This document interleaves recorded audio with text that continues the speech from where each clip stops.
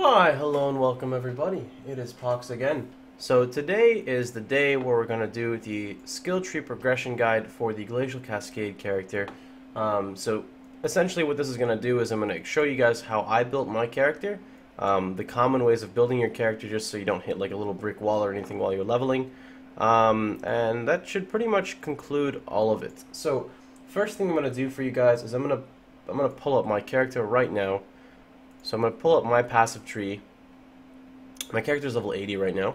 So I'm just going to grab this link and I'm going to put it right here for you guys. So this is my current character right now in the game at level 80.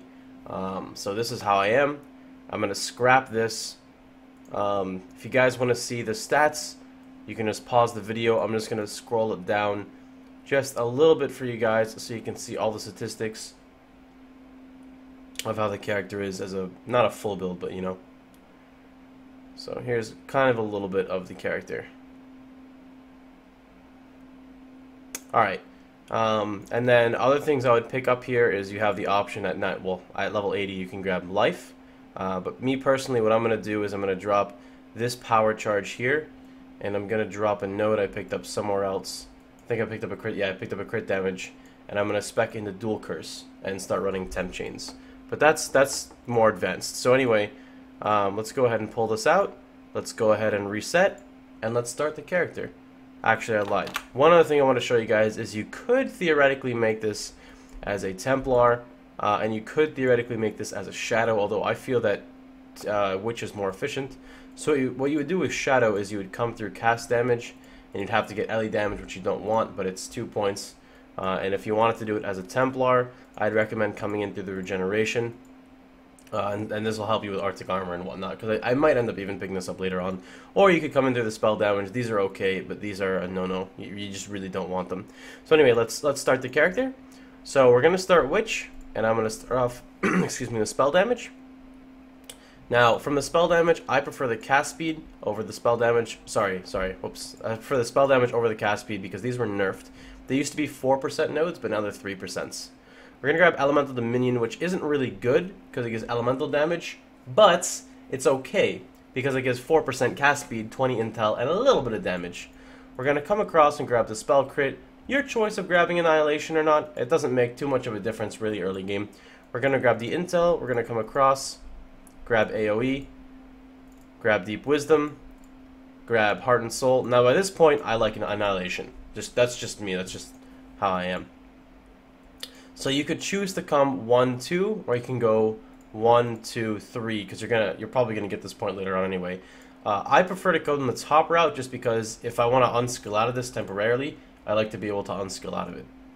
We're gonna move across 1, 2, grab EB early. Now your choice, but if you have like 50 ES, that's 50 mana. So it's really your choice how early you want to grab it. It does not hurt you. It's only 2 points anyway. We're gonna come down and grab our Dex ASAP. The Dex is required to run Herald of Ice. You have your option of grabbing early cast speed if you choose to. 1, 2, we're going to move across. We're going to grab Cold-Hearted Calculation and go crit, crit, and crit. Now from here, I chose to take the cold damage route to Trickery, and then, then I go into the life to Blood Siphon and grab Coordination, because Coordination is 6% cast speed with 20 dexterity. Now, there is a little bit of a twist on what you can do here. So, these really aren't that good. They don't give that much damage. But this 5% freeze chance, coupled with the Templar side with 5% freeze chance, gives you 10% chance to freeze. I cast almost 4 Glacial Cascades per second, which is effectively 40% chance to freeze. 40% chance to freeze every second on a random mob, which, you know, the numerics kind of get shuffled around, but I mean, and I actually do freeze, so like on leapers that come and jump, if I don't crit them, there's a good chance they'll be frozen anyway from the random freeze proc. Now, what you can do instead, which I may do, is essentially, for the same amount of points, so you'd get crit here, right, these are effectively like, what, 1.2% crit nodes, you could do this, 1, 2, 3, and drop 1, 2, 3. This is entirely up to you. This route is fine as well because you do need Dex in your build to level Herald of Ice. 20% Fizz is is nothing. It's very little damage, but it is still damage. It's okay. The 5% movement speed is pretty nice. It affects your lightning warp and your movement speed in general. So this is another route that you are free to take as well if you choose to take that route. But I'm just going to go with what I have set. Although I may respec like this later, I don't really know. The only reason I'm not going this route is because I don't use these crit nodes in my build. Anyway though, moving on. We're 41. I didn't touch any of my charges yet, but I wanted life, so I grabbed life and energy shield here. Okay. Next up, we're going to come over here and grab crew preparation. Actually, I believe at the beginning of the tree, I even moved across and grabbed this really early on. So now you hit a really nasty stretch where it takes you a very long time to do something, and you're in your 40s, so you don't have to do this, but I'm going to show you what I did. So like for the sake of leveling, I went into cast speed and then took like mana and life, and then I didn't get these, but you can do this as well. This is if you want to make your leveling time even easier, and you spec into like all this cast speed, and then when you get all this cast speed, you're gonna be trucking, because this is 12, so 3 and 3 is 6, 6 times 2 is 12, and then 4, 8, 12, so that's 24% attack speed for 6 points. And then you can slowly start going across and across and across. And whenever you want to, you can just drop these nodes, and that's what I did. I dropped this side, and then just made the big truck of bum, bum, bum, and then took all of this like this. And then down again, 1, 2. And you can fill this in. So by this point, actually, I think it's around here. It's almost time to start going crit. You could have went crit earlier already. That's up to you. But what I'm going to do is I'm just going to come inside here and grab my AoE. And now you're not at maps yet. You're nearing maps. So I guess maybe even a little earlier you want to start grabbing your crit. So you're going to come across and grab Doomcast across to the crit side. You want to make sure you grab... Actually, Retribution's really good. You want to make sure you grab Arcane Potency, even though I'd take this around 75 or so. You want to grab your Power Charge here. You want to grab your Power Charge here. You want to pick up your spell damage per Power Charge here.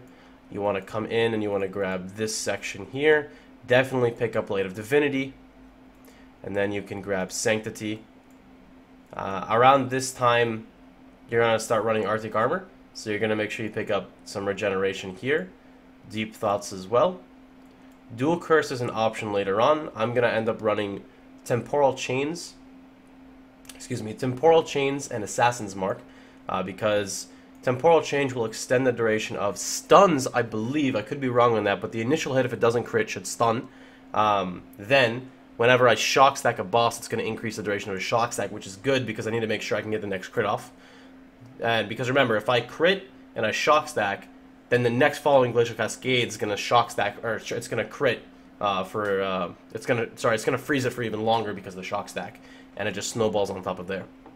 So also with this, you have an option of going like Sovereignty, and you can put a whole entire other aura in, especially if you go Pledge of Hands later. So like right now I'm running Herald of Thunder, Herald of Ice, and Clarity. You could put a whole entire other 40% aura if you took Sovereignty and still be fine with Mind Over Matter. But yeah, with here, you wanna grab your Power Charge. But I don't value this very important. Like I would rather value Dual Curse over spending 2 points to grab Overcharge. The other ones are 1 point. So this is 1, and this is really good spell damage for 1 point. And same with here. Completely forgot actually. Here you'd also grab Throat Seeker. Now if you wanted to min-max your Throat Seeker, you could put 2 in for 20% because these are 16, and then respec on 1 level, and you could get like that. That's up to you as well. You've got your option for cast speed. So if I were to kind of make this more of a full build, let's see how it would turn out. We're going to grab Dual Curse. We're going to go ahead and grab our Power Charge here. I don't know if there's any way around doing this, if I can make this cleaner. That I'm not sure of. We're going to grab our cast speed here, our cast speed here. We could grab, let's see, what else do I want? Sovereignty is an option. You have the option of coming in through here as well. I don't think I'll need that. I'm going to grab spell damage here.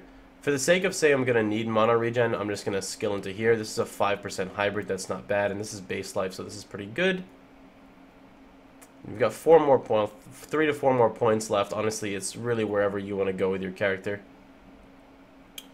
You could do the respec, so you could come through here like that. That's fine as well.